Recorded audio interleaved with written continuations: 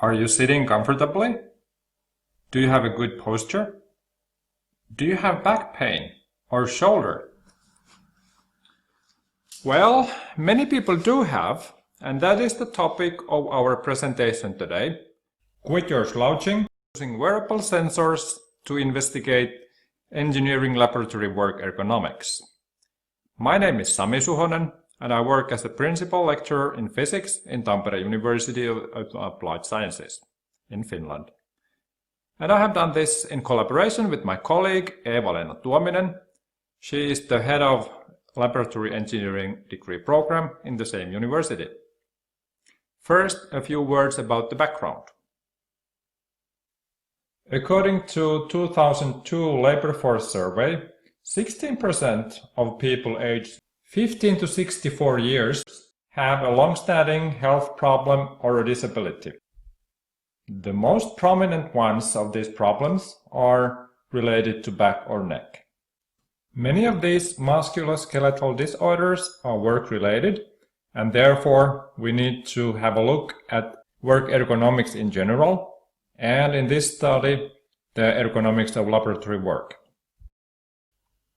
Sometimes working in a chemistry laboratory means awkward postures or holding your hands in the air for a prolonged time.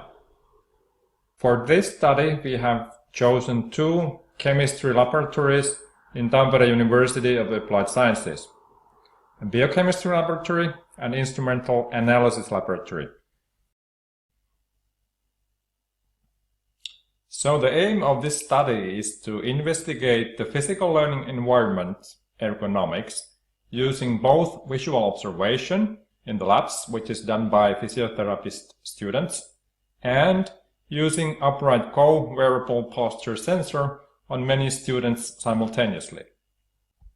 The sensor is attached to upper back and it records the times in upright and slouched postures. And the data was collected during the whole length of laboratory work. And on the right you can see how the sensor works. The students needed to volunteer for this research and sign a consent. And of course they needed to commit to data collection for all the laboratory time.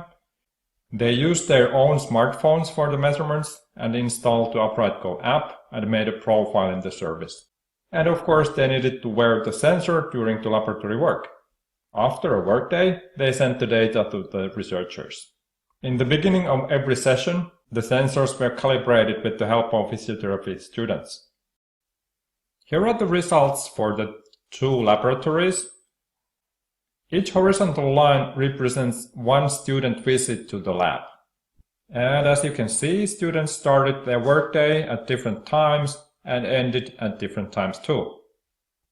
The green areas of the bars represent the time spent in upright position and the red areas in slouched posture.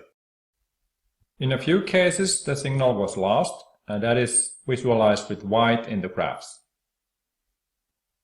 Already from this collective view, it is clear that some students had spent a remarkable part of the time in slouched posture. And there seems to be some differences between the two laboratories. To investigate this further, the distributions of postures is shown here.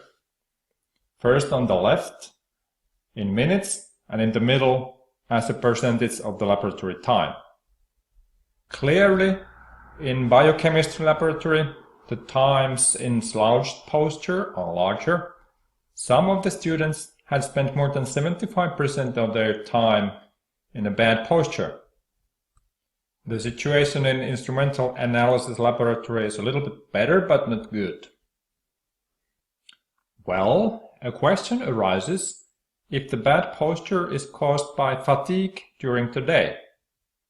On the right-hand side graph, the upright posture time is plotted as a function of total time spent in the laboratory.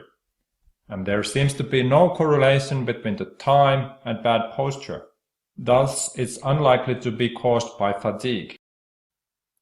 Here are a few examples of the findings in visual observation, which can explain the findings in the sensor data. First, the tables are too low for standing work and the stools too high for sitting work in many cases. Second, there is no room for legs under the fume hoods, and this can lead to very awkward postures sometimes. As a summary, here are a few comments from the students. For the first time, I started even to think about laboratory work ergonomics. For sure, it would be necessary to pay more attention to it in the future. I hope that the different lengths of students would be better taken into account. Electric tables would help. Ergonomics and its importance should be discussed more in the university.